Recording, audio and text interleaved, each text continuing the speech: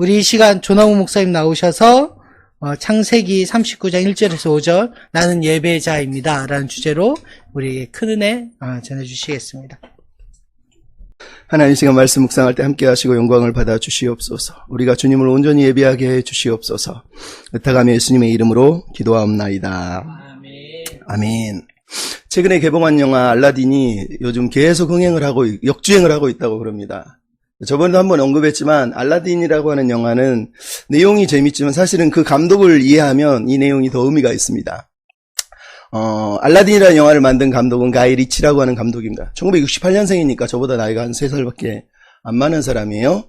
젊은 나이에 영국 출신으로서 아주 탁월한 천재성을 보인 감독이었다고 그래요. 그래서 그가 만든 영화 중에 Lock, Stock and Two Smoking Barrels라고 하는 영화가 있는데 폭력 영화지만 꼬이고 이야기가 꼬이면서 막 넘어가는 장면이 너무너무 재밌어서 어떻게 영화를 이렇게 만들었을까. 근데 이 사람이 각본도 하고 연출도 해요. 완전히 수많은 사람들이 매니아가 형성되고 그 다음에 나온 영화가 스네치라고 하는 브래드 피트하고 제이슨 스테이텀이 또 나오는데 그 영화조차도 막 각광을 받게 되거든요. 그게 1998년에 영화 감독으로 출세를 하면서 2000년에 스네치를 만들게 되는데 사람들이 다 이 사람의 천재성에 감탄하고 있는데 갑자기 이 사람에게 뚱딴지 같은 일이 벌어집니다. 뭐냐면 그 사람이 다른 사람도 아닌 마돈나하고 결혼을 하게 되는 거예요. 마돈나라고 하는 여자하고 결혼을 하는 거죠. 너무너무 놀라운 일이 벌어진 거예요. 사람들은 다들 깜짝 놀랐습니다. 왜냐면 마돈나는 그 당시 2000년도에는 이미 음악계에서는 올라갈 때까지 다 올라간 최고의 경제에 이르렀고 욕심이 많아가지고 영화에 욕심을 많이 냈거든요. 그래서 영화 쪽에서 좀 배우가 되고 싶어서 영화에 계속 뛰어드는 영화마다 욕을 먹게 되는 거죠. 자기가 영화를 만들어 보고 싶은데 안 되는 거죠. 사실 가이 리치하고 마돈나는 둘이 만나서 사랑할 만한 그런 게 없는데 두 사람이 만난 거죠. 그것도 마돈나가 10살이라 연상이었어요. 촉망받던 젊은 사람이 왜 이 여자를 만나서 결혼했는지 아무도 이해를 못했어요. 그리고 두 사람이 행복하게 살 줄 알았는데 사실은 몇 년 후에 이혼을 하죠. 2008년에. 8년 정도 살다가 이혼을 하거든요. 근데 8년 그 사이 중간에 영화를 하나 만들었는데 스왑 어웨이라고 하는 영화입니다. 마돈나가 주인공이에요. 그 영화는 문단의 영화계에서 완전히 혹평을 받는 정말로 재미없는 영화가 됐거든요. 근데 나중에 알고 보니까 감독이 남편인 가이 리치였던 거예요. 그 뛰어난 천재가 만든 영화가 쓰레기처럼 취급을 받게 되는 거죠. 왜 그랬을까? 사람들이 다 이해를 못해. 그 천재가 왜 갑자기 이렇게 쓰레기로 골아떨어졌나, 낭떠러지로 떨어지듯이. 그리고 그 이후부터 이제 2008년에 영화를 다시 만들기 시작하지만 이미 할리우드는 이 사람을 제껴버렸어요. 너는 이제 끝난 것 같아. 이런 거죠. 스왑 어웨이라는 영화 때문이었거든요. 왜 그랬을까? 아마 가이 리치는 마돈나가 가이 리치가 필요했을 거고 가이 리치는 마돈나가 필요했을 거라는 거예요. 왜? 마돈나에게는 음악은 전공을 했는데 이제 영화배우로서 살고 싶은데 자기가 아무리 노력을 해도 안 되는 거예요. 근데 그때 천재의 감독이 나타난 거예요. 그는 자기에게 지니와 같은 존재였거든요. 저 사람을 사용하면 저 사람을 통해서 나는 최고가 될 수 있다는 거죠. 가이 리치는 영국 출신으로 이제 촉망받는 젊은 사람이지만 모든 걸 이룬 마돈나를 만나면 자기가 엄청난 부와 명예를 누리고 행복해질 거라고 하는 또 다른 지니의 모습을 본 거예요. 그래서 그 두 사람은 서로에게 지니였던 거죠. 그래서 서로가 뭔가를 추구하고 만났다는 거예요. 하지만 결국은 이혼을 합니다. 그리고 가이 리치가 나중에 만든 영화 중에 두 편은 그나마 흥행을 못하지만 나중에 셜록 홈즈 시리즈가 이제 흥행을 하게 되고, 그 다음에 이제 다른 영화들이 이제 등장을 해요. 근데 유명해지지만 Man from 뭐라고 돼 있는 영화 있어요? 맨 프로모스. 그 다음에 아더 이야기를 다룬 또 영화가 등장을 해요. 검 이야기. 근데 그것조차도 흥행은 못해요. 근데 사람들이 그나마 조금 괜찮다 했는데 드디어 이제 이번에 획기적인 그냥 대박을 터뜨린 게 알라딘이죠. 제가 알라딘 얘기를 왜 이 사람 이야기를 하는지 여러분 이해하실 거예요. 영화의 알라딘은 지니를 만날 때 지니가 그럽니다. 나는 자유롭게 살고 싶은데 너는 그럴 수 있느냐? 내가 네 소원을 이루어줄게. 하지만 알라딘은 영화에서 두 번이나 지니를 자기가 원하는 소원을 빌면서 다른 사람처럼 자기를 종으로 부립니다. 그래서 지니가 얘기하지 알라딘 보고 너도 다른 사람하고 똑같네. 결국은 나를 이용해 먹는구나 그럽니다. 근데 영화가 끝나가는 무렵에 지니가 알라딘이 지니를 이용했다라는 거, 자기의 진짜 모습은 그런 게 아닌데라는 걸 깨닫고 지니에게 자유를 주죠. 이 영화가 들려주고 싶은 이 얘기는 바로 그런 이야기였거든요. 제가 저번에도 말씀드렸지만 우리가 하나님을 또 우리가 사람을 대할 때 우리가 나의 목적과 나의 유익과 나의 성공과 나의 출세를 위해서 사람들을 대하고 하나님을 대하는 경우가 많다라는 거예요. 하나님이 왜 우리에게, 내가 왜 하나님에게 필요한지, 어떤 존재로 우리가 하나님과 교제하며 살아야 되는지 관계, 그런 것들에 대한 어떤 의미는 찾으려 하지 않고 내가 어떻게 하면 출세해야 할까? 내가 어떻게 하면 성공할까? 이런 생각을 가지고 성경을 많이 읽는다는 거예요. 그래서 우리가 요셉의 이야기를 읽을 때도 저번에도 얘기하지만 특히 오늘 본문과 같은 요셉의 형통을 읽을 때마다 나도 요셉처럼 살면 형통할 수 있다. 나도 요셉처럼 살면 잘 될 수 있다. 요셉의 형통이 뭐냐? 결국은 총리가 되는 것 아니냐? 여기까지 끌고 간다라는 거예요. 그래서 성경이 본문이 들려주고 싶은 요셉의 이야기를 놓치고 있다라는 거예요. 그리고 오늘 본문의 메인 캐릭터는 요셉이지만 실제로 성경의 주인공은 언제나 하나님이시라는 거예요. 우리가 바라봐야 될 내용은 요셉보다 요셉 뒤에 계신 하나님이라는 거예요. 이게 창세기 39장이 우리에게 들려주고 싶은 이야기거든요. 여러분 지난주에도 얘기했지만 창세기 39장은 38장 37장과 뗄래야 뗄 수 없는 관계를 들려주고 있고 더 나아가서 야곱에게 허락하신 이스라엘의 후손들에게 주실 복, 그 비전을 누가 이어갈 것이냐고 하는 핵심적인 질문을 이제 39장에서 요셉의 이야기를 통해서 다시 들려주고 있다는 거예요.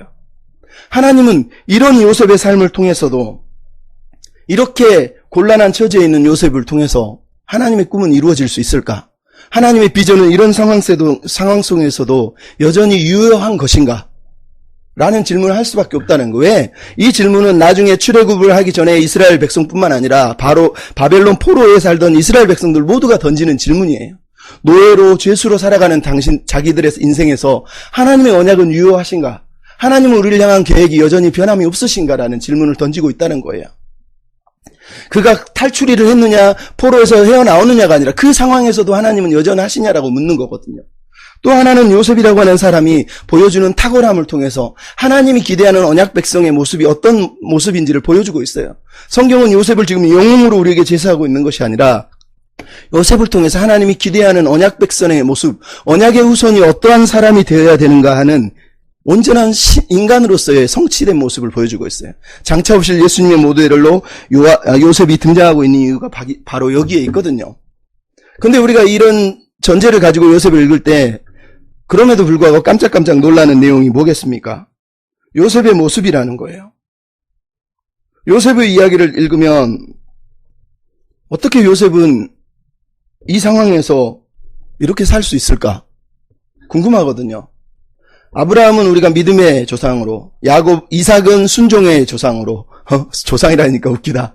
야곱은 은혜의 사람으로, 이렇게 우리가 인식을 하지만, 요셉을 읽을 때, 요셉을 기억할 때 항상 우리에게 따라오는 단어는 사실은 다른 게 아니라 섭리거든요, 실은. 하나님의 섭리 아래 사는 사람이거든요. 근데 우리는 그를 총리로만 기억을 하고 있다라는 거예요.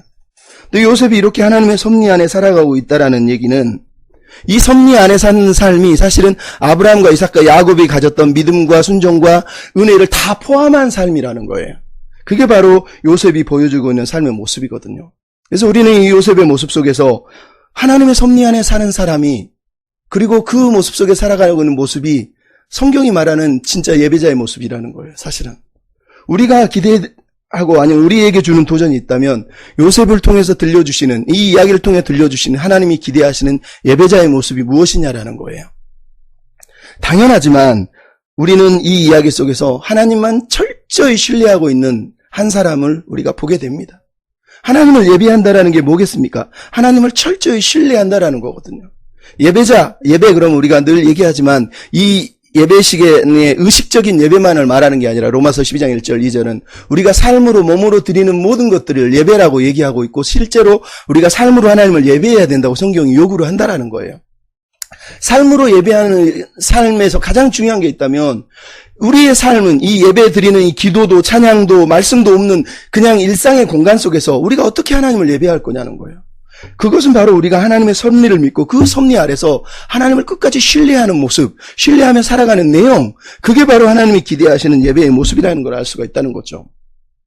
그러면 37장 마지막 절은 요셉이 미디안 사람에게 의해서 바로 보디발에게 팔렸다고 얘기하고 39장 1절은 이제 보디발이 요셉을 샀다라고 얘기하면서 요셉의 상황이 하강하고 있는 걸 보여줍니다.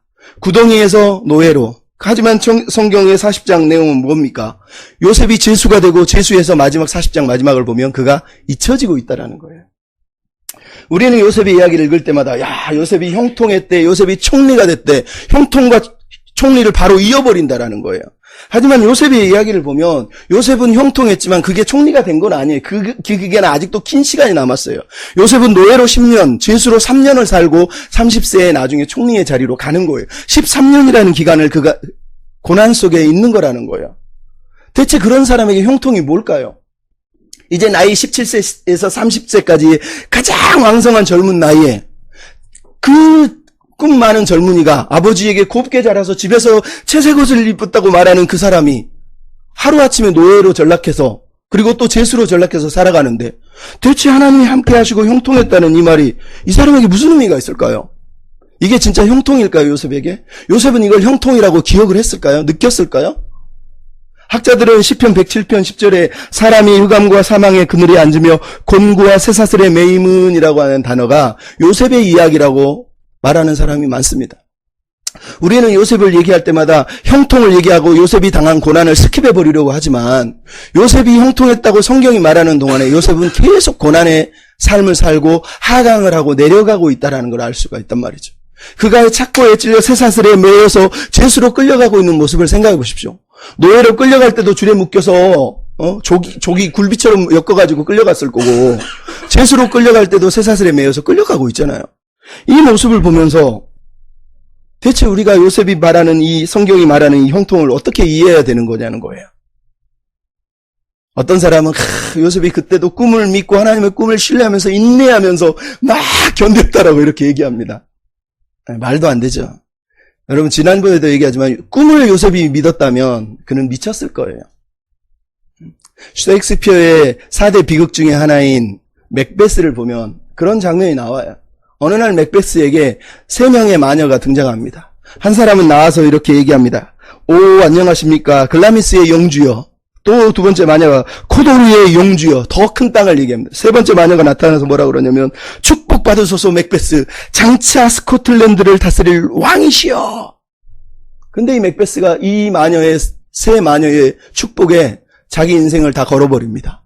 아, 나는 장차 스코틀랜드의 왕이 될 거구나. 그것을 믿어요. 그리고 그것이 그 예언이 이루어져야 되는데 이루어지지 않는 상황을 보면서 자기가 예언된 왕이 되기 위해서 미친 듯이 달려갑니다. 그래서 정적을 죽이고 왕을 죽이고 자기가 드디어 왕이 됩니다. 그는 왕이 되기 위해서 왕의 예언을 자기가 이루기 위해서 그 길을 뛰어갔지만 결국은 그가 미쳐버렸다는 거예요. 그리고 그 왕자를 지키기 위해서 벌벌벌 떨며 두려워하고 자기 정적들을 또 죽이고 그러면서 살아가는 인생을 보게 돼요. 마녀가 들려준 그 예언이 그 목표가 그를 미치게 만들어버린 거라는 거예요. 여러분 요셉의 인생이 맥베스와 같지 않다라는 게 감사한 겁니다. 왜? 요셉은 그 꿈에 대해서 그 내용에 대해서 어떻게 성취되는지에 대해서 사실은 모르고 있어요. 나중에 알게 되는 거거든요. 그리고 요셉을 향한 하나님의 목적도 총리가 되는 게 목적이 아니라 언약의 후손을 보존하는 게 목적이라는 거예요. 요셉이 입으로 얘기하잖아요. 하나님이 나를 보내서 당신들을 보존하게 하시려고 나를 보냈다라고 얘기하는 거지 하나님이 나를 보내서 당신들 절하게 하셔서 나를 총리 세우기 위해서 나를 보냈다고 얘기하지 않거든요. 그러니까 우리가 성경을 읽으면서 얼마나 성경을 우습게 읽고 있는지를 보는 거라는 거예요. 물론 오늘 보면서 요셉의 형통을 보디발이 보고 그 주인이 보고 눈으로 봤다고 얘기하고 있어요. 물론 보디발에겐 좋았겠죠. 뭔지 모르지만 뭔가 막 잘 되니까 좋았겠죠. 하지만 요셉에게 이게 무슨 의미가 있을까요?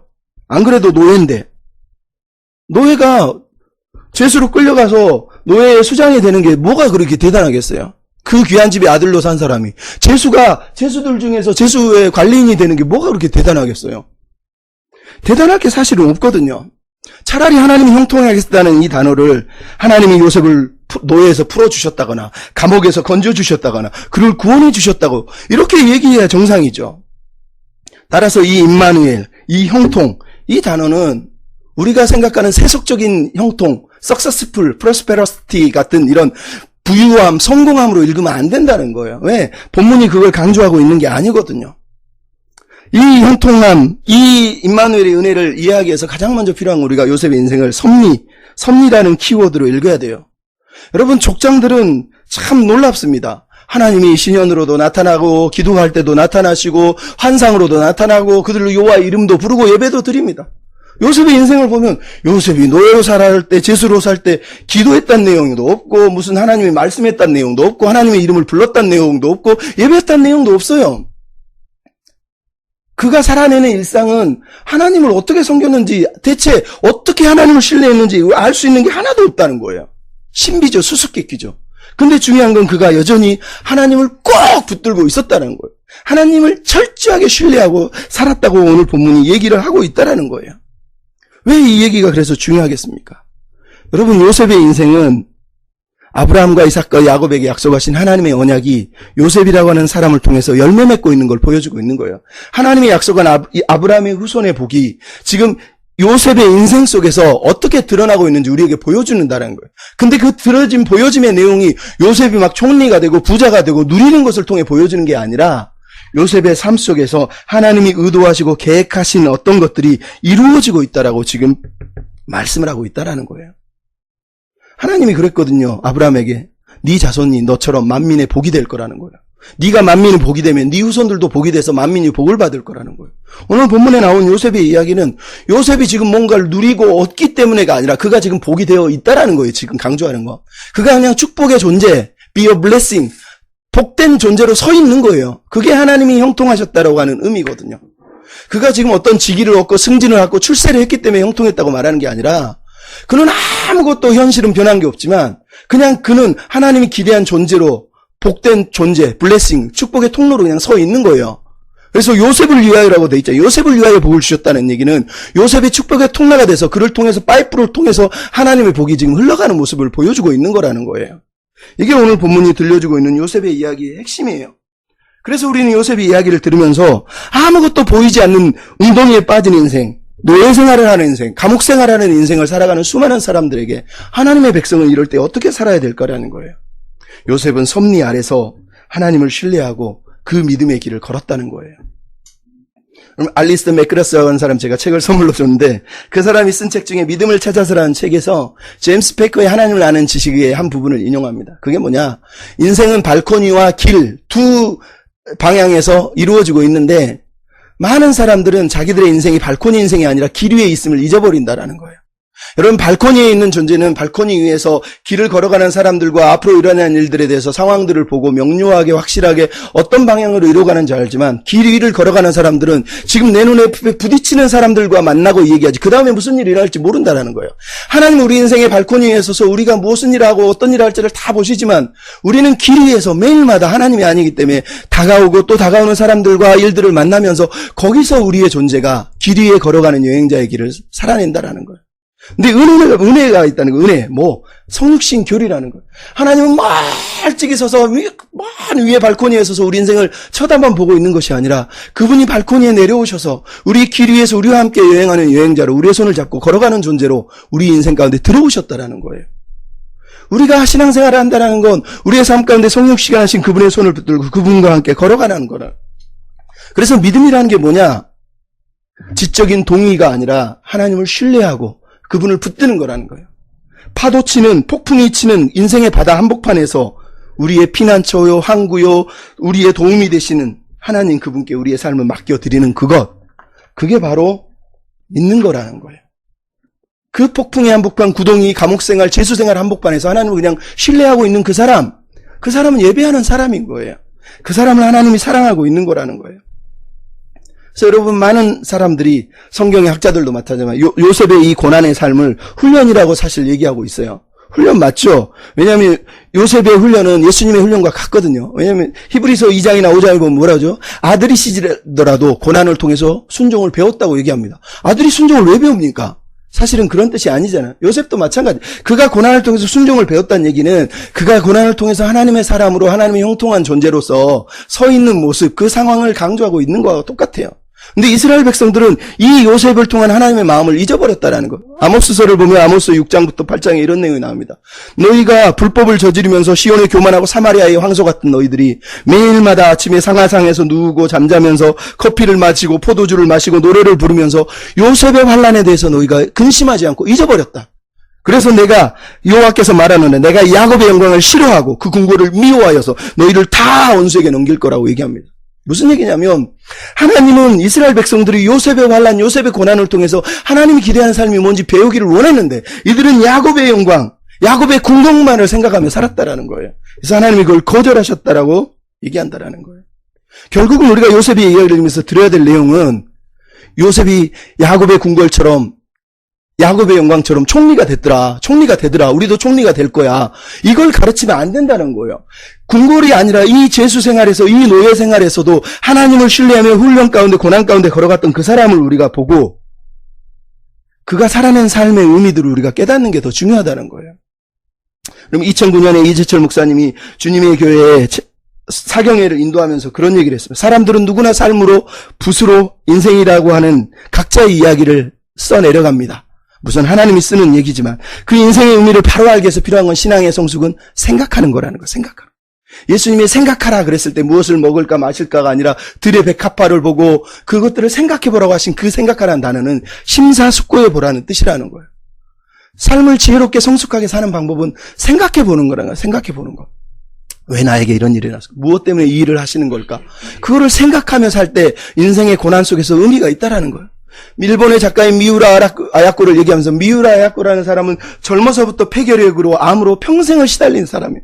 그 사람이 써낸 책이 지금도 기독교인 작가들에게 얼마나 많은 은혜를 선사하는지 모르는.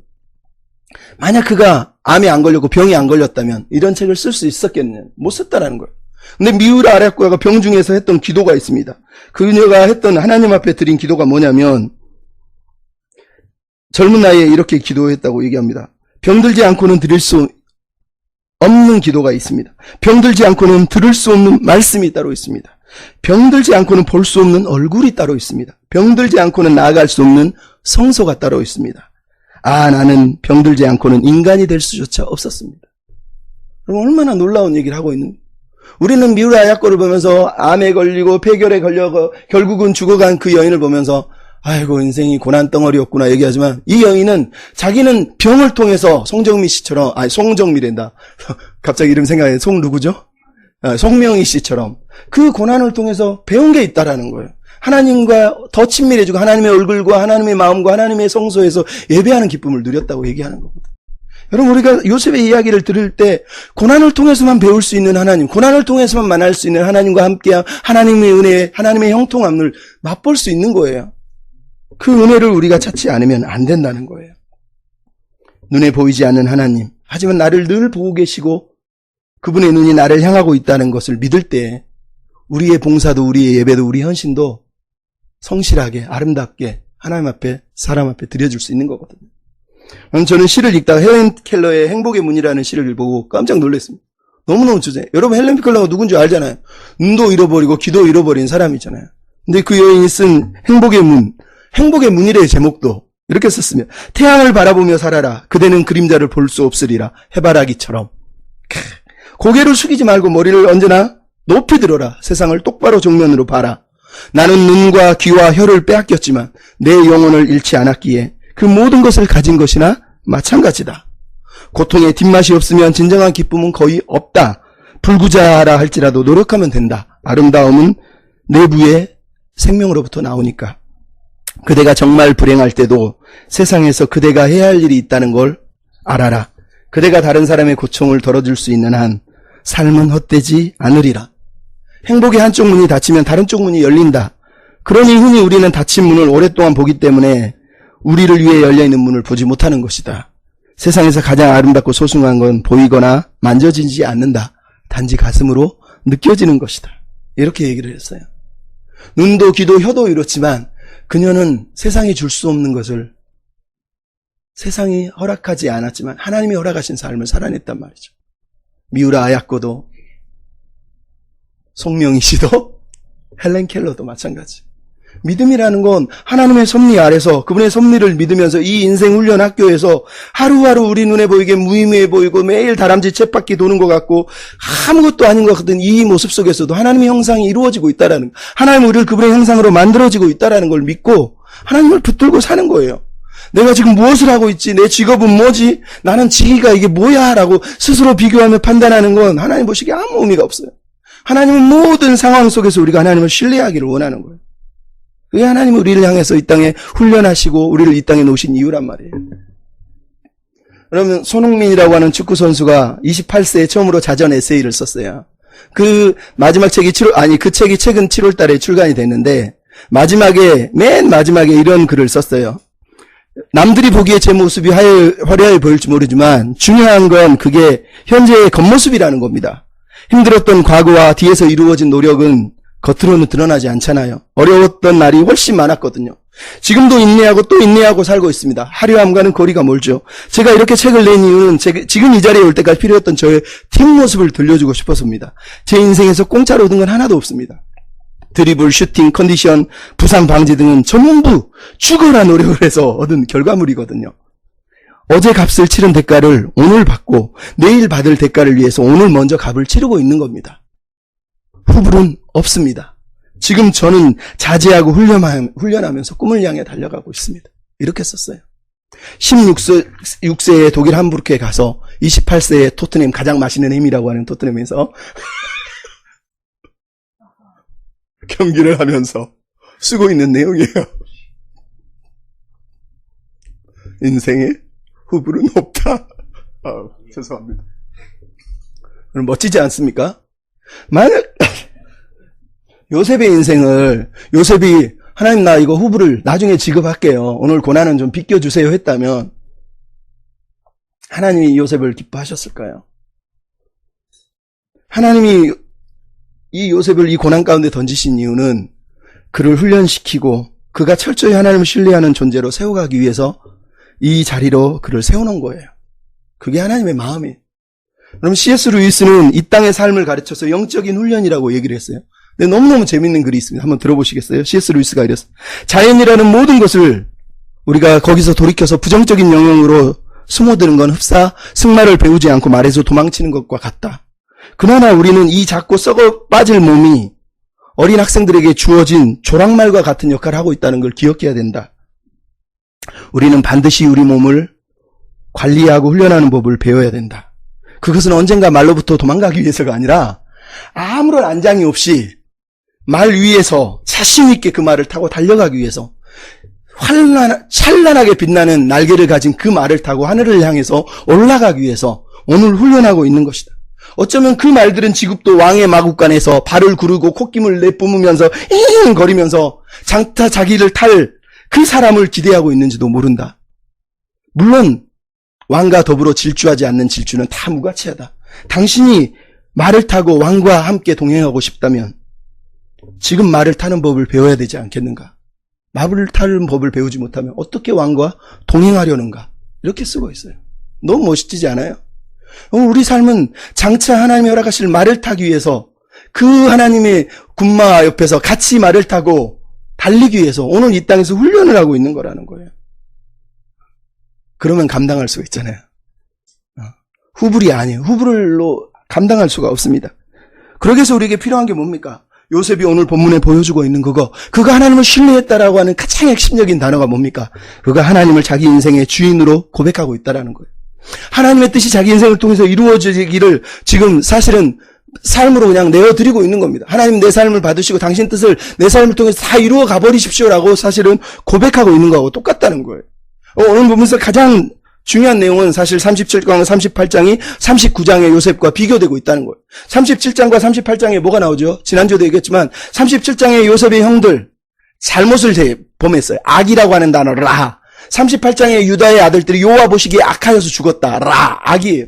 유다도 악을 행해요. 근데 오늘 보면 39장에서는 요셉이 얘기합니다. 내가 어떻게 여호와 앞에서 죄를 범해서 큰 악을 지어서 죄를 범하리요. 큰 악, 라가 또 등장을 하고 있다는 거예요. 나는 죄를 범할 수 없다. 하타, 즉 빗나가다. 고정된 그 판에서 빗나가다, 관역에서 빗나가다 그 창세기 3장의 단어를 그대로 끌어오고 있다라는 거예요. 이게 중요한 겁니다. 우리는 요셉의 이야기를 읽으면서 요셉이 지금 이 보디발의 여자의 어떤 불륜의 유혹에 지금 거기서 우리가 구출받았구나. 성적 유혹으로만 이걸 읽으려고 하지만 요셉의 노예살이와 유혹은 단순하게 도덕적인 유혹을 지금 받고 있는 게 아니에요.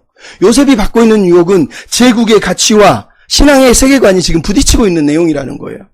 여러분 생각해 보십시오. 요셉은 지금 노예예요. 노예라는 말은 자신의 권리도 없고 자기가 주장할 내용도 없고 자기의 소유권도 없고, 단지 이거는 불륜의 유혹을 받고 있는 것이 아니라 세상의 시스템, 애굽이라고 하는 제국의 시스템, 세상이 돌아가는 방식에 자기가 순응하라고 지금 유혹하고 있는 그 소리 앞에서 요셉이 지금 무릎을 꿇을 것이냐 아니냐고 하는 모습을 보여주고 있는 겁니다. 예수께서 40일 광야 시험을 받는 거하고 똑같은 거예요. 그 시대의 그 문화의 도덕적인 기준에 볼 때 요셉이 눈만 한번 찌끈 감아도 돼요. 그러면 그는 운 좋으면 출세의 길을 갈 수도 있어요. 왜? 그 당시 고대 군동의 이 시대는 성적으로 도덕적으로 완전히 기준이 떨어져 있었기 때문에 아무 문제가 되지 않는다는 거예요. 요셉이 지금 붙들고 있는 건 세상의 가치관, 세상의 문화, 세상의 기준이 아니라 하나님의 기준 때문에 지금 여기서 이 모든 유혹을 거부하고 있는 거라는 거예요. 그가 만약 자기 꿈을 생각하고 출세를 생각하고 성공을 생각했다면 눈 한 번 감으면 끝납니다. 요즘이야 매스컴이 있고 과거 조사해가지고 막 폭로하겠지만 그 당시 고대에는 그런 게 어디 있습니까? 오히려 노예들이 성진하거나 더 출세할 수 있는 방법은 주인에게 잘 보이는 거예요. 요셉도 충분히 그럴 가치가 아닌 그럴 성경이 있었다는 거예요. 근데 그가 그걸 거절한 거예요. 근데 우리는 이런 본문을 읽으면서까지 요셉처럼 우리가 코람데오의 삶을 살고 성적인 유혹을 이기고 끝까지 인내하면 하나님 우리를 성공시켜서 총리로 만들어 주실 거야. 총리처럼 우리도 이렇게 성공할 거야. 핵심을 마지막에다 두고 있어요. 요셉은 그것 때문에 지금 버티고 있는 게 아니란 말이에요. 근데 우리는 마치 우리가 코람데오를 매일마다 유지하면 지금의 이 상황을 타파하고 이 환경을 벗어나서 우리가 결국은 총리의 인생을 살 거라고 얘기한다는 거예요. 그게 세상의 가치관이지 어떻게 성경의 가치관이냐고요. 지금 오늘 본문은 요셉이 붙들고 있는 가치관, 요셉이 싸우고 있는 싸움은 단순히 성적인 도덕적인 유혹이 아니라 세상의 가치와 하나님의 가치, 세상의 기준과 하나님의 기준이 지금 충돌하고 있다는 거예요. 거기서 요셉은 무엇을 붙들 거라는 거예요. 붙들었느냐는 거예요. 싸울 것이냐? 피할 것이냐? 머뭇거릴 것이냐? 아니면 다른 길은 없느냐? 지금 그런 이야기를 들려주고 있다는 거예요. 근데 오늘 본문 이야기에서 가장 중요한 내용이 그래서 바로 이제 6절부터 9절에 나오는 내용 아닙니까? 요셉은 지금 노예입니다. 주인이 있습니다. 주인은 요셉에게 너는 음식 먹는 거 외에는 아무것도 나머지는 다 네 맘대로 해라고 얘기했다고 그럽니다. 근데 여러분 음식을 먹는 걸 제했다는 말이 무슨 얘기겠어요? 사적으로 네가 할 수 있는 건 하나도 없다는 겁니다. 노예가 아무리 총무가 되고 가정 총무가 된다고 요즘이야 가정 총무가 되면 회계사가 돼가지고 회계 조작해가지고 뛰고 날아갈 수 있지만 그 당시 노예가 가정 총무가 된다고 그래서 회계 조작을 해서 돈을 들고 뛰어 도망갈 수가 있습니까? 아무것도 못하는 거예요. 자기 재산도 없고 자기 권리도 없고 아무것도 없어요. 그냥 집사로서 관리만 하는 거를 얘기하는 거예요. 그래서 먹는 거 외에는 금하지 않았다는 6절 말씀은 사적으로 자기가 아무것도 할 수가 없다는 거예요. 사실은. 그런 권한이 하나도 없는 주인 아래 한계 안에 갇혀있다는 거예요. 그런 요셉에게 보디발의 아내가 지금 유혹을 하고 있고 명령을 하고 있는 겁니다. 동침하자라고 하는 건 권유가 아니라 명령형이에요. 그 명령 앞에서 요셉이 지금 싸우고 있는 거예요. 근데 여러분 생각해 보십시오. 성경이 그런 얘기를 합니다. 유혹을 당할 때는 싸워서 이길 방법이 없다는 거예요. 유혹에서 가장 중요한 건 피하는 거예요. 마귀를 향해서는 대적해야 됩니다. 예수님처럼 마귀가 시험을 할 때는 대적하면 돼요. 하지만 유혹이 올 때는 그 자리에 있으면 절대 이기지 못합니다. 오늘 본문의 요셉을 보십시오. 뭐라고 그러죠? 10절에 보면 여인이 날마다 동침하자고 하는데 함께 있지도 않았다. 아예 같이 있는 자리를 피해버렸다라는 거예요. 얼마나 요셉이 지혜로운지 성경이 그대로 보여주고 있는 거거든요. 근데 우리는 유혹의 자리에 앉아있으면서 하나님이 유혹을 이기게 해주십시오. 웃기는 겁니다. 실예로 술이 죄냐 아니냐를 떠나서 내가 술을 먹기 싫은데 계속 술자리에 쫓아다니면서 하나님 나 술 안 먹게 해주세요. 미친 기도죠. 나는 도박을 싫어요. 그러면서 매일마다 빠진코에 다니면서 40장 칼라 TV 막 돌려가면서 어떻게 이기냐는 거예요. 말이 안 되죠. 유혹을 이기는 건 피하는 거예요. 시험을 이기는 건 대적하고 싸우는 거예요. 오늘 본문의 요셉의 모습은 그냥 피하고 있는 거예요. 우리가 아는 빌리그리암 목사님이 왜 그렇게 사람들한테 존경을 많이 받는 줄 아세요? 빌리그리암이라고 하는 분 너무너무 유명했기 때문에 수많은 사람들이 전도단들이 팀을 꾸려서 전 세계를 돌아다녔거든요. 근데 이분이 했던 일이 있어요. 언제나 잠을 잘 때 모텔을 가든 호텔을 가든 혼자 재우지 않았다는 거. 무조건 두세 명 같이 자게 했다는 거예요. 왜? 혼자 자면, 혼자 있으면 무슨 유혹이든지 유혹이 와서 넘어진다라는 거예요. 그래서 자기 단체, 자기 그룹을 철저하게 하나로 묶는 일에 노력을 했다라고 얘기를 한다라는 거예요. 멋있지 않습니까? 우리에게 그런 은혜가 있어요. 유혹은 피해야 되는 거거든요. 어쨌든 중요한 건 오늘 본문의 요셉을 보십시오. 요셉이 그렇게 보디발의 아내가 쫓아오는데도 계속 거절을 합니다. 그러면서 구절에 했던 말이 우리가 아까도 얘기했지만 주인이 나한테 모든 걸 다 맡겼지만 당신은 안 맡겼다. 거기서 끝나는 게 아니라 그 다음에 내가 어떻게 하나님께 득죄하겠습니까? 죄를 범하겠습니까? 이렇게 얘기를 하고 있다라는 거예요. 여기서 요셉은 다니엘하고 똑같은 마음이 들어요. 왜? 다니엘을 보면 우상의 제물을 갖다 주는데 뭐라고 그러죠? 다니엘이 뜻을 정하여 마음에 각오를 했다, 결단을 했다. 나는 이 세상 기준으로 안 살겠다고 결정을 했다고 얘기를 하고 있다라는 거예요. 더 중요한 건 이 단어에 아까도 얘기하지만 큰 악이라고 하는 단어가 창세기 2장 3장에서 선악과를 얘기할 때 그 죄를 말하는 거예요. 인간은 그 유혹 앞에서 그 먹는 시험 앞에서 넘어졌고 아까도 먹는 거 외에 모든 걸 했다는 이 단어가 창세기 2장을 떠오르게 하는 이유가 바로 여기서 3장을 떠오르게 하는. 근데 요셉은 이 시험을 이겨냈다고 지금 얘기하는 거예요. 그는 말 그대로 하나님이 기대하는 삶을 몸은 육체는 보디발의 종이지만 자기 영혼의 주인은 보디발이 아니라는 거예요. 하나님이 자기 인생의 주인이라는 거예요. 하나님이 또 다른 주인이 아니 보디발보다 더 큰 주인이 있다는 거. 그 주인 앞에서 자기는 충성을 하겠다고 지금 결단을 하고 있다는 거예요. 여러분 이 요셉의 모습이 바로 그가 다른 주인을 섬기고 있기 때문이에요. 그가 다른 주인이 바로 하나님이라는 거. 그 하나님 때문에 창세기에서 아담이 범했던 그 죄를 지금 이겨내고 있는 거예요. 나아가서 하나님이 아브라함에게 나타내 뭐라고 그러죠? 내가 너를 복주는 이유는 네 자손들이 여호와의 도를 지키고 공의와 정의를 행하는 거라고 그랬단 말이에요. 하나님 도를 지키는 자손을 원했는데 이삭도 야곱도 어떤 면에서 무너진 사람 같지만 결국은 요셉은 요셉의 인생 속에서 정확하게 하나님이 기대한 아브라함의 후손의 모습이 지금 등장하고 있는 거예요. 여러분 이게 요셉의 모습이라는 거예요. 이게 요셉의 모습. 그래서 요셉이 복된 자인 거예요. 그는 세상의 가치가 아니라 하나님을 자기 인생의 가치로 두고 있는 거예요. 여러분 예배라는 게 그런 겁니다. 우리가 여기서 예배 드리는 것만 예배가 아니라 우리가 살아가는 삶의 현장에서 내가 무엇을 가장 가치 있게 여기고 있느냐를 삶으로 보여주고 있는 거. 예배는 그래서 가치 싸움인 거예요. 가치. 무엇을 가치 있게 여기냐는 거예요. 그리고 영화 악마는 프라다를 입는다는 영화를 보면 애네 해서웨이가 남자친구가 있는데 자기가 막 모델 그 옷 만드는 거 그 집착하다 보니까 남자친구보다 자기 회사 일을 더 집중하냐. 영화 끝날 때 보니까 그게 나오잖아요. 전화가 뜨리려고 남자친구라는데 잠깐 있어. 그러고 전화 받으러 뛰어가니까 남자가 그때 얘기하죠. 나 너랑 헤어지겠다. 왜? 너는 지금 나보다 저 전화가 네 일이 더 중요하잖아. 그러고 헤어지는 거거든요. 악마는 프라다를 입는다는 거예요. 그래서 여러분 우리는 날마다 무엇이 중요한지는 결정해야 돼요. 저 전화를 받을 것인가 내 여기 있는 이 사람을 붙들 것인가 저 보디발의 유혹 앞에 무너질 것인가 아니면 내가 하나님을 붙들 것인가. 우리 앞에 놓여있는 유혹이에요. 그래서 어거스틴은 그런 얘기를 했어요. 당신과 겸하여 무엇을 사랑하는 것, 당신을 위한 것이 아닌 무언가를 사랑하는 사람은 당신을 너무 적게 사랑하는 사람입니다. 하나님 우리 적게 사랑하지 않게 해주십시오. 그렇게 기도한 이유가 바로 여기 있다는 거예요. 그러면 이건 요셉의 모습이 예수님의 모습하고 너무너무 똑같잖아요. 예수님도 살아계실 때 뭐라고 그러죠? 그분도 피곤하셨고 육체적인 유혹도 있으셨을 거고 힘드셨어요. 배고도 고프셨는데 뭐라고 그러죠? 나의 양식은 아버지의 뜻을 행하는 것이다. 나는 아버지의 뜻을 이루기 위해서 왔다는 거예요. 놀라운 일. 이게 바로 요셉이 말하고 있는 형통의 모습인 거예요. 여러분 성경은 형통이라는 단어를 두 단어를 씁니다. 시편 30편 6절에 보면 내가 형통할 때 말하기를 나는 영영이 요동치 아니하리라. 이럴 때 쓰는 형통이라는 단어는 셀레우라고 하는 단어입니다. 말 그대로 우리가 인간이 말하는 형통, 아무 문제가 없이 모든 일이 잘 되고 있는 세속적인 석세스, 성공을 얘기할 때 씁니다.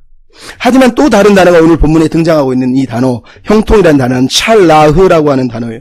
이거는 시편 1편에서 시냇가에 심은 나무가 시절을 쫓아 과실을 맺으면 그 행사가 다 형통하리로다 할 때 그 쓰는 단어예요. 근데 이 형통이라는 단어의 히브리어의 의미는 찰라흐라는 단어는 돌진하다, 나아가다, 성장하다, 확장하다, 어떤 목적을 이루기 위해서 나아가고 있다 이런 얘기예요.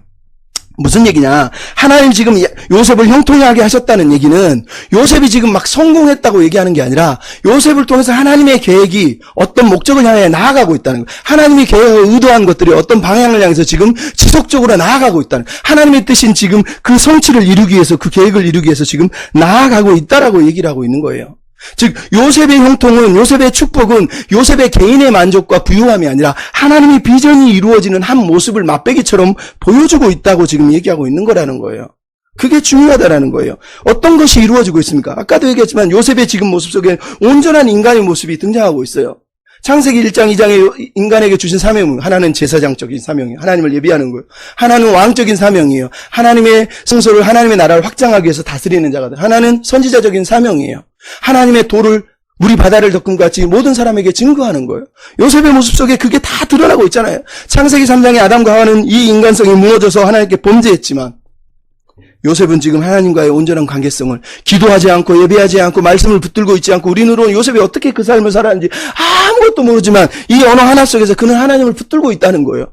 하나님과 관계에 철저하게 붙들려 서 있다는 걸 우리가 그대로 지금 보고 있다는 거예요. 나아가서 하나님이 아브라함에게 뭐라고 그랬죠? 너는 복의 통로가 되고 너는 복이 되어서 너를 축복하는 사람 축복하고 저주하는 저주할 거라고 그랬잖아요. 말 그대로 오늘 보면 요셉의 모습은 아브라함에게 약속한 그 축복의 통로의 모습이 그대로 요셉의 삶에서 이루어지고 있는 거예요. 그러니까 이 형통의 의미는 요셉이 잘 되고 부해져 나중에 성장해서 총리가 됐다는 걸 강조하기 위해서 하는 게 아니라 처음에도 얘기했지만 이 구덩이에서 이 감옥에서 이 죄수 생활 속에서도 하나님의 비전은 유효하신가? 하나님의 언약은 유효하신가? 하나님은 여전히 일하고 계신가? 성경은 얘기하는 거예요. 일하고 계시다는 거예요. 심지어 당신이 구덩이 속에 감옥 속에 노예 생활 속에 던져져 있어도 하나님은 당신을 포기하지 않는다는 거예요. 여전히 일하고 계시고 붙들고 계시고 그 비전은 절대 포기하지 않고 지치지 않고 실패하지 않으실 거라는 거예요. 이게 바로 이 형통의 의미라는 거예요. 창세기 38장에서 하나님은 유다와 같이 사는 사람에게도 하나님은 은혜를 베푸시고 당신의 언약을 이루실 거라는 거예요. 39장에서는 요셉과 같은 상황에 떨어진 사람에게서도 하나님은 당신의 비전을 포기하지 않으시고 이루실 거라는 거예요. 우리에게 필요한 건 이 하나님을 우리 인생의 주인으로 모셔드리고 그분을 나의 인생의 주인으로 내 삶을 통해서 당신의 뜻을 이루십시오라고 고백하면서 그분의 도를 꽉 붙들고 사는 거라는 거예요. 요셉이 지금 그 도를 붙들고 살아가고 있다는 거예요. 여러분 이게 얼마나 중요합니까?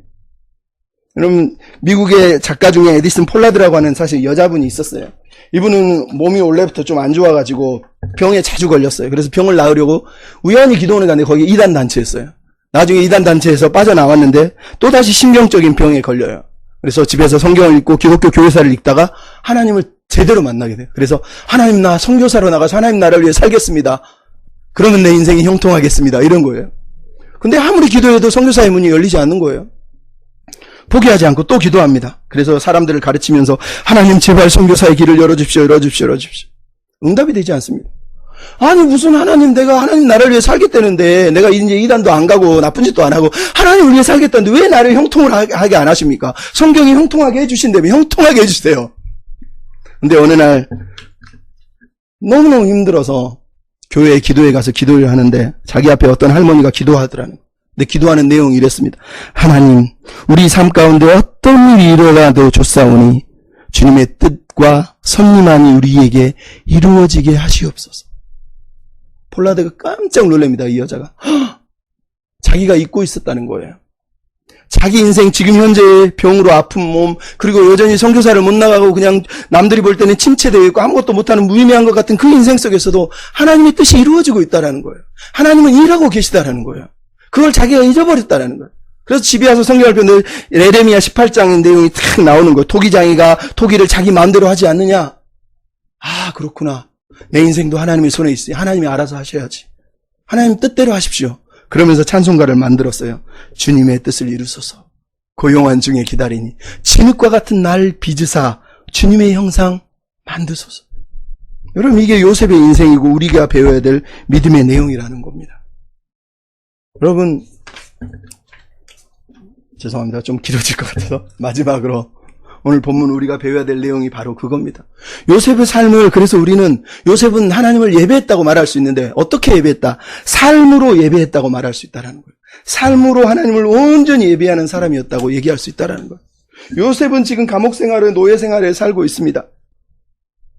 우리는 이거를 예배라고 말할 수 있습니까? 우리는 이것을 의미 있다고 말할 수 있을까? 이 시대의 가치를 보면 요셉의 인생은 성공한 게 아니라 형통한 게 아니라 무너지고 깨어진 인생하고 똑같습니다.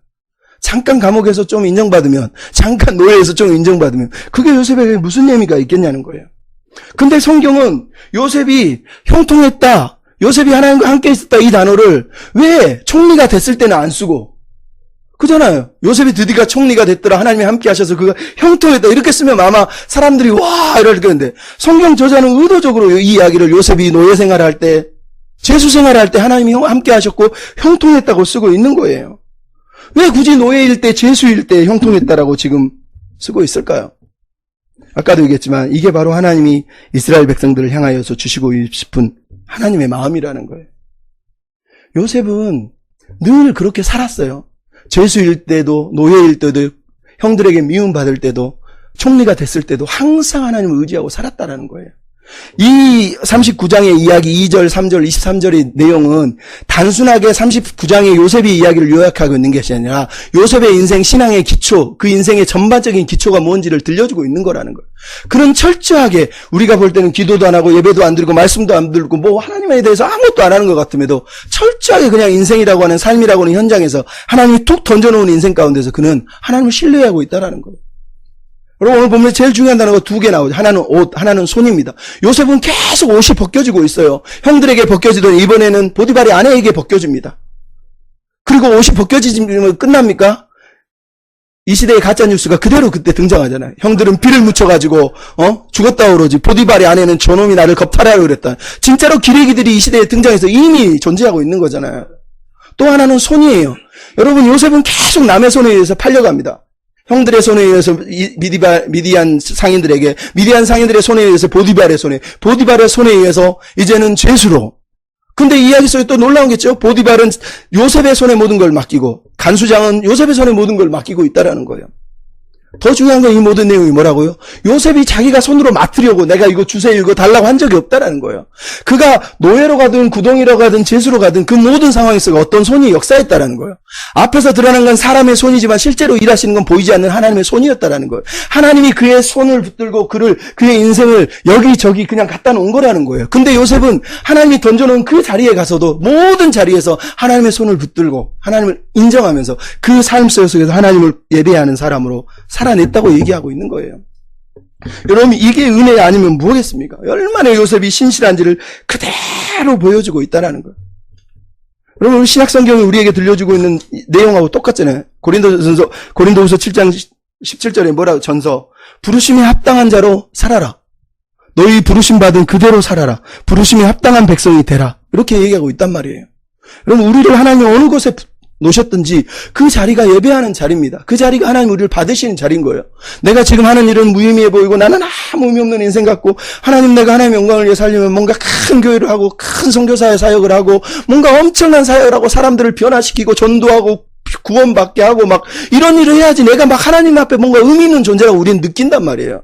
근데 하나님의 예배는 하나님이 받으시는 예배는 요셉과 똑같은 거예요. 하나님께 예배하지도 않고 기도하지도 않고 말씀을 전하지도 않고 그냥 묵묵하게 청지기로서 죄수로서 노예로서 살고 있는 그 모습, 그냥 하나님을 신뢰하고 인정하고 있는 그 모습을 하나님이 받으셨다는 거예요. 하나님이 기뻐하셨다는 거. 그게 하나님의 복의 통로가 되는 길이었다라는 거예요.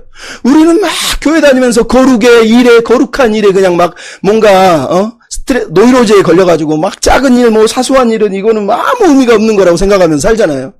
내가 굳이 일을 해야 되나? 이렇게 살아야 되나? 하나님을 믿는데 이렇게 살아야 돼? 이런 게 우리의 모습 아닙니까? 근데 요셉은 그렇게 살아도 된대요. 중요한 건 내가 무슨 일을 하고 있느냐가 아니라 내가 하나님 앞에 하나님을 어떤 분으로 고백하고 인정하고 살고 있느냐는 거예요.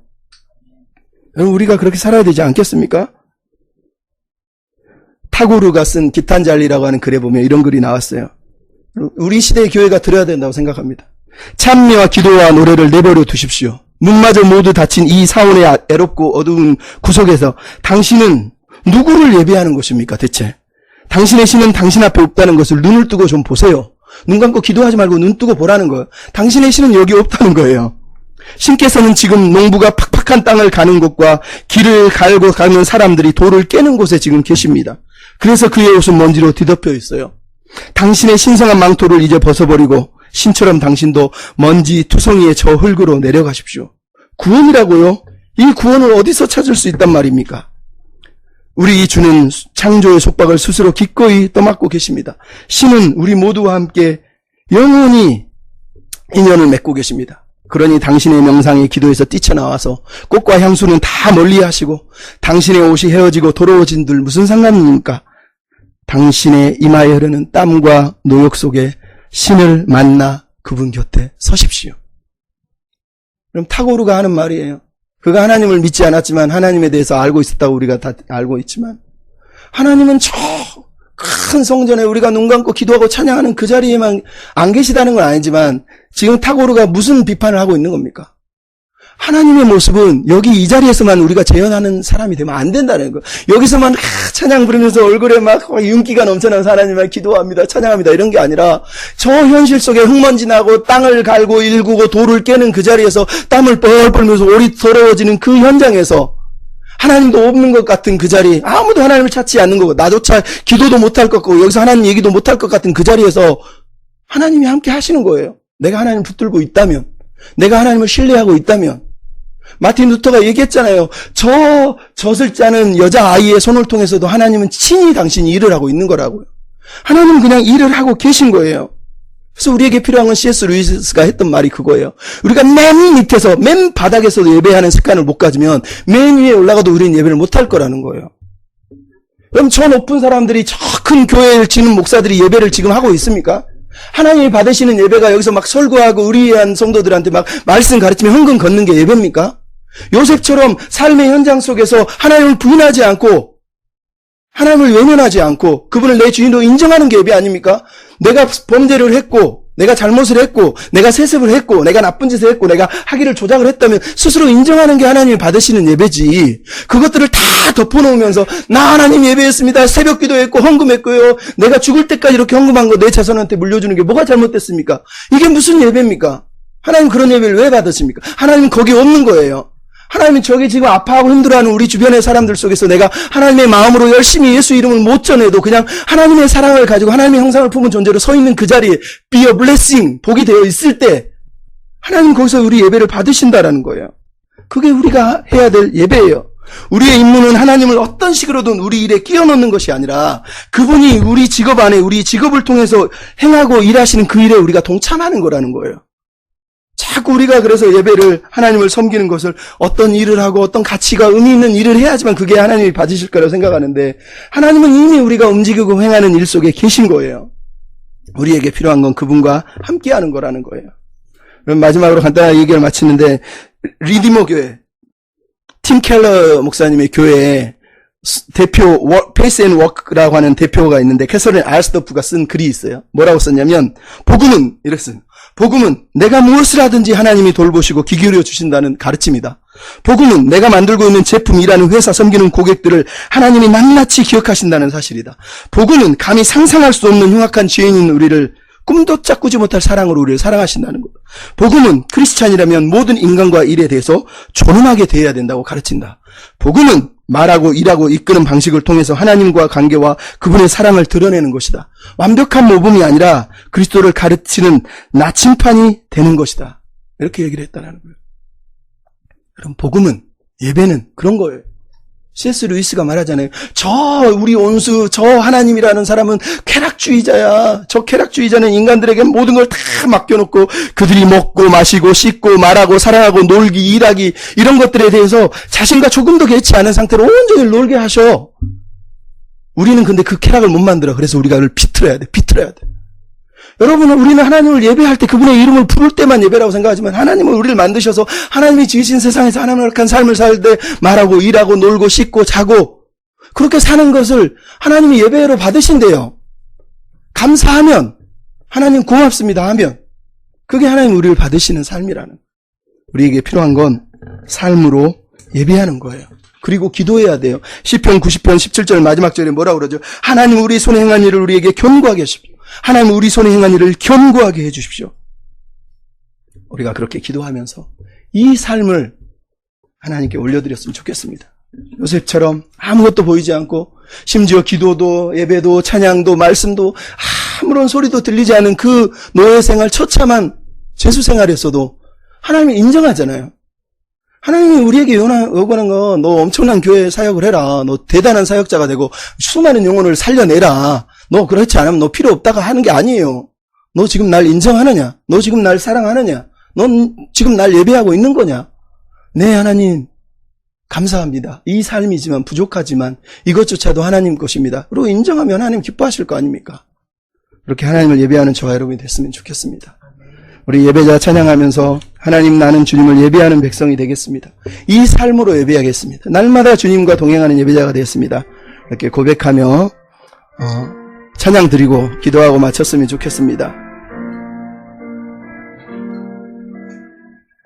나는 하나님을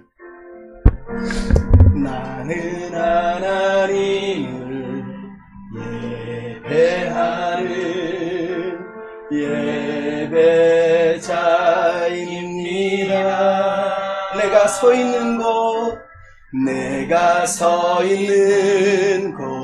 어디서나 하나님을 예배합니다. 내 영혼 거룩한 은혜를 향하여 내 마음 완전한 하나님 향하여 이곳에서 바로 이 시간 하나님을 예배합니다.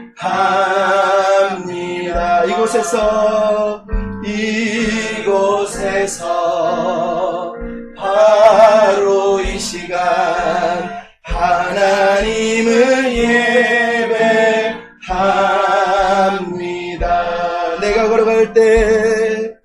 내가 걸어갈 때 길이 되고 살아갈 때 삶이 되는 그곳에서 예배하네. 내가 걸어갈 때 길이 되고 살아갈 때 삶이 되는 그곳에서 예배하네. 내가 걸어갈 때 길이 되고 살아갈 때 삶이 되는 그곳에서 예배하네. 내가 걸어갈 때 길이 되고 살아갈 때 삶이 되는 그곳에서 예배하네.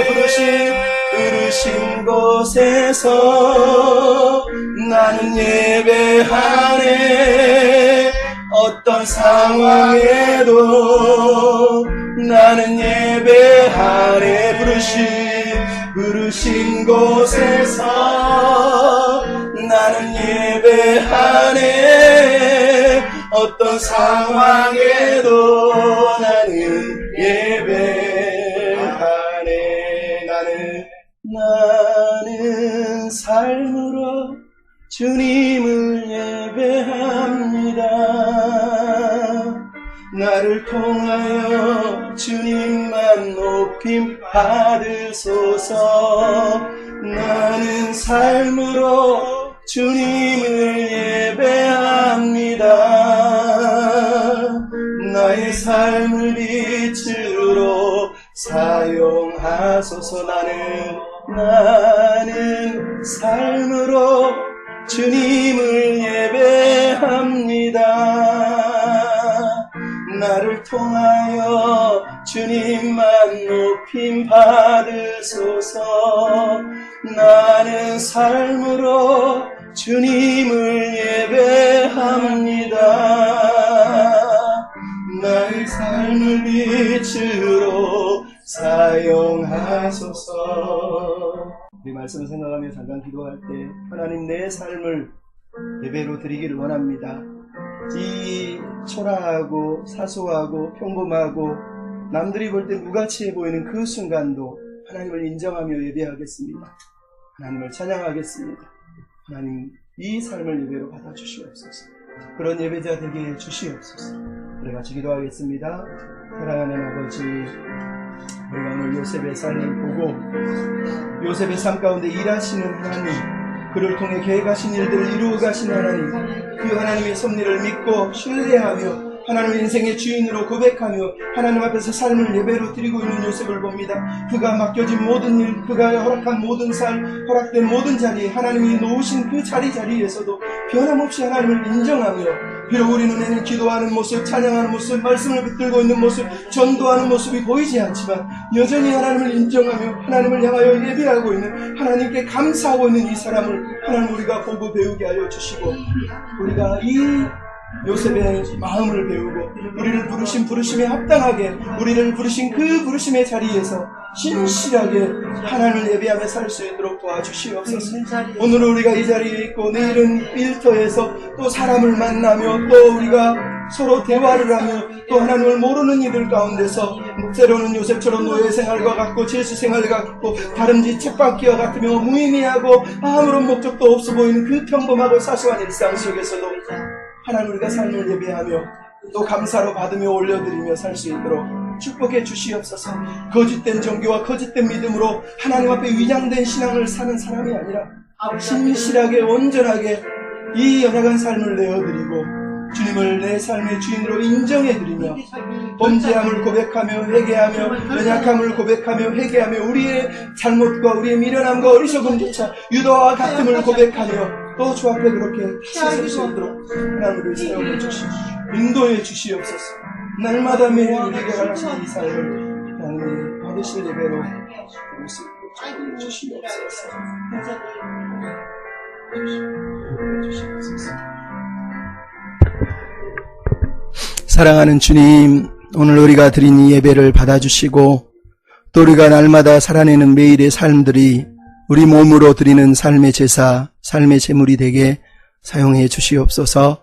우리가 엄청나게 크고 위대한 순양과 황소와 또 우리 아들을 드리는 그런 예배가 아니라 날마다 이내를 사랑하고 공의를 행하며 하나님과 동행하는 일상의 예배를 살아낼 수 있도록 축복해 주십시오.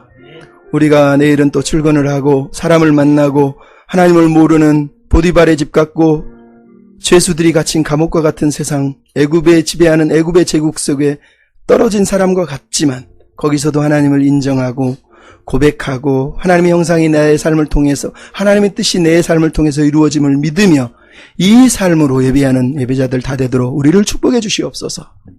우리의 삶이 하나님의 형상을 이루고 하나님이 기뻐하는 복이 되고 형통의 삶이 되도록 우리를 사용해 주시옵소서. 오늘 드린 헌물과 또 우리가 기도하며 신음하며 간구하며 내어드린 우리의 삶이 하나님이 받으시는 복된 것 되게 해주시고 아름답게 사용해 주시옵소서. 이제는 우리 주 예수 그리스도의 은혜와 아버지 하나님의 크고 놀라우신 사랑과 매일의 삶 속에 우리를 찾아오셔서 격려하시고 응원하시며 다독이시며 두드려주시며 밀어주시는 성령 하나님의 위로 격려 함께 하심의 역사가 매일의 삶을 예배하는 예배자로 살기를 원하는 작은 교회 식구들과 하나님의 백성들 머리 위에 이제부터 영원토록 함께 하시길 간절히 축원하옵나이다. 아멘. 사랑하는 주님, 사랑하고 의지합니다. 무엇보다 주님을 더 사랑합니다. 주님을 인정하며 예배하며 살기를 원합니다. 부족한 우리, 연약한 우리 붙들어 주시고 합당한 예배자로 살게 해 주시옵소서.